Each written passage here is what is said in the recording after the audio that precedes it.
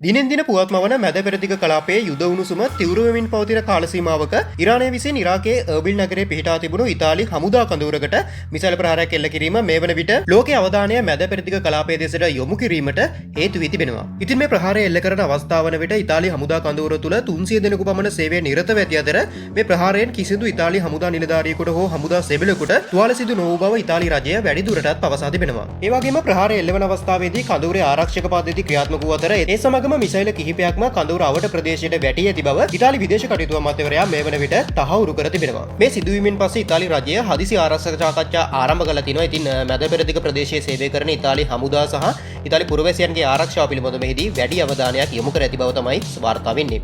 ඒ වගේම ඉතාලි අගමැතිවරිය සහ ආරක්ෂක අංශ ප්‍රකාශ කළ තියෙන්නේ තත්ත්වය නිරන්තරයෙන් නිරීක්ෂණය කරමින් සිටින බවත් අවශ්‍ය නම් අමතර ආරක්ෂක පියවර ගැනීමට Taman සූදානමින් සිටින බවයි. ඉතින් මේ ප්‍රහාරයත් එක්ක මැද පෙරදිග කලාපයේ දැනට පවතින යුද උණුසුම තවත් ඉහළ යා හැකි බව බොහෝමයක් යුද විශ්ලේෂකයන්ගේ මතය බවට පත් වෙලා තිබෙනවා.